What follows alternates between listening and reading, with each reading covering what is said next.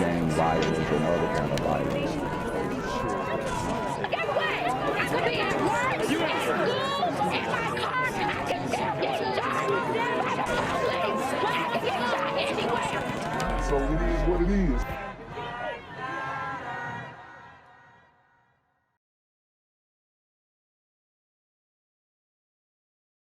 We begin tonight here in Highland Park, Illinois, and we have breaking news. Authorities just announced 7 counts of first-degree murder against a 21-year-old suspected of shooting dozens here at a 4th of July parade in this suburb of Chicago.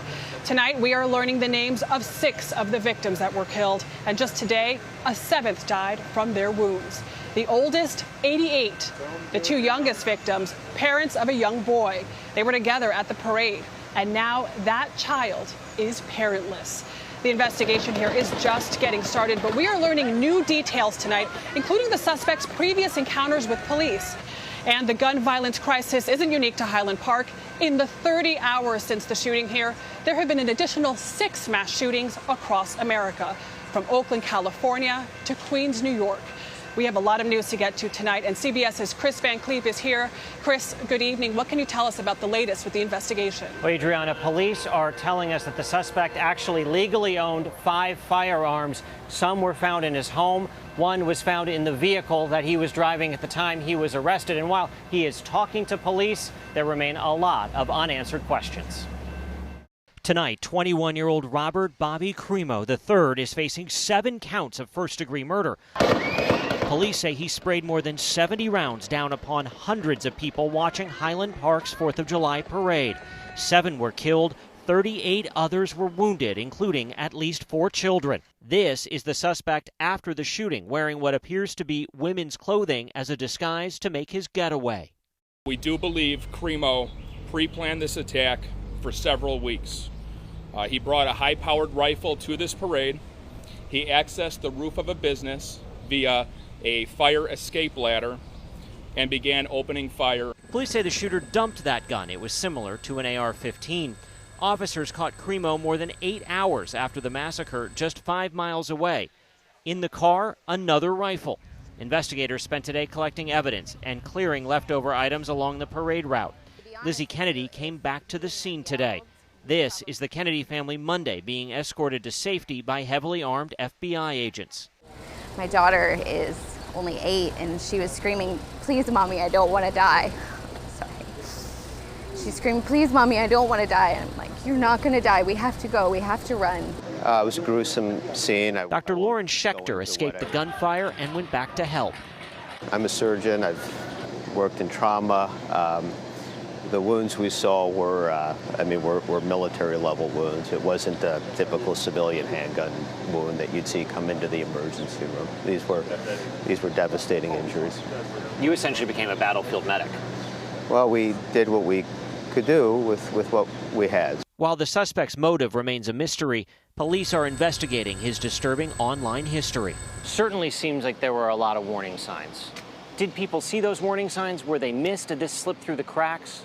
You know, unfortunately, I think there are a lot of people who use social media as a way to gain attention. I'd like to focus on the fact, frankly, that this was a gun that was apparently obtained legally, and we need to re-examine our laws. Crimo's uncle, Paul, says he saw no warning signs. There's no indication that I've seen at all that would lead up to this. I am so sorry, from the bottom of my heart, and I'm very heartbroken. And Chris is back here with us. Chris, how did police find him, and what was he doing for the 8 hours when he was on the run? Well, the suspect left the gun behind. That allowed the ATF and others to do a rapid gun trace to help identify where the gun came from. At the same time, the FBI and other investigators were piecing together a video timeline. That gave them an idea of who they were looking for, the vehicle they were looking for. The suspect went to his mother's house nearby and then drove to neighboring Wisconsin and back into Illinois when he was spotted by police, pulled over, and eventually arrested. Chris Van Cleef, thank you so much.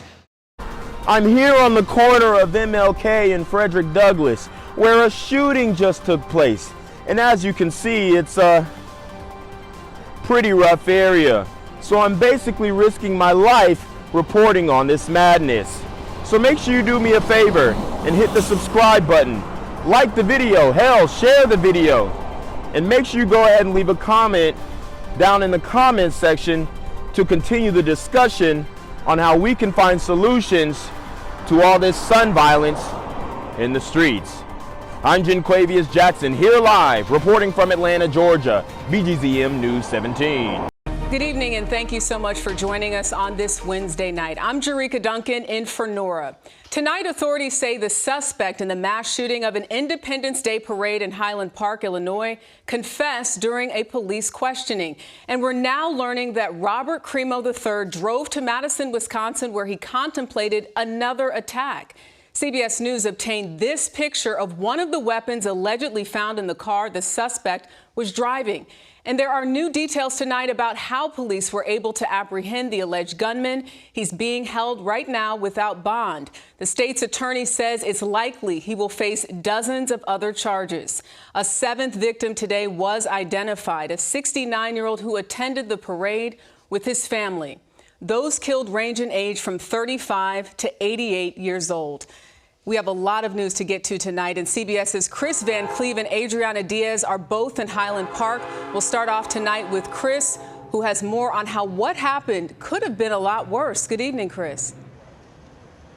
Jerika, we're learning a lot more about the investigation and the manhunt. There were really two big breaks in this case. One came from a Good Samaritan who spotted the suspect's car and not only called police, but then followed that vehicle until officers were on scene. The 21-year-old suspected in the Highland Park 4th of July parade shooting showed no emotion during his virtual court appearance. There was quite a bit of pre-planning that went into it, and he was quite motivated to carry out the attack. Highland Park Police Chief Lou Jogman and ATF agent in charge for Chicago, Kristen DiTenio, speaking exclusively to CBS News. He indiscriminately fired at the crowd of people and, struck people at random. Investigators say Robert Crimo III fired 83 rounds, stopping to reload his rifle, similar to this one seen here, twice. My instant thought was this person could potentially get away and not be held accountable for this. And that concern stayed with me throughout the first couple of hours because we had such a poor description, not a good trail. Was finding the gun and that trace information the key to identifying the suspect? Absolutely 100%, no doubt about it. That absolutely set this investigation on a totally different trajectory. Police say the suspect dropped the gun near the scene as he escaped, disguised in women's clothing. In this case, we knew the make, the model, the serial number, and then we went through with the tracing process directly to the manufacturer. What FFL, what licensee did you send this to? We spoke to the licensee. Who did you sell it to? And when heard the name and officers recognized the name, I knew we were onto something. During the frantic 8-hour manhunt, police now say Crimo stopped to see an acquaintance and drove 2.5 hours to Madison, Wisconsin. In the car with him, this gun and approximately 60 rounds of ammunition. When he spotted another parade, he allegedly considered another shooting. Do we know why he decided not to attack that parade? No, we don't know that. As awful as it was, this could have been a double tragedy. Yeah, there's no question about it. Are you any closer to a motive, a why? I don't know that we're going to get a why from him. We really don't have any better understanding today than we did when we first started talking to him about the why in particular. Police say the suspect confessed to the shooting that killed 7 and wounded 38 others. But despite 2 encounters with police in 2019 involving threats of violence to himself or family members and a series of troubling social media posts, his parents' attorney says they saw no warning signs. To them, he was just their son. He was a little bit eccentric. He was into music. He was into art. But to them, he was just their son. And there weren't really any red flags. Prosecutors say they expect to add dozens of more charges, basically 1 criminal charge for every round fired. But we should also note the suspect passed 4 separate background checks in the process of buying his 5 firearms legally. Jerika? Chris Van Cleve with that excellent reporting tonight. Thank you. Gang violence and other kind of violence. Get away! I could be at work, at school, in my car, and I can still get shot by the police. So it is what it is.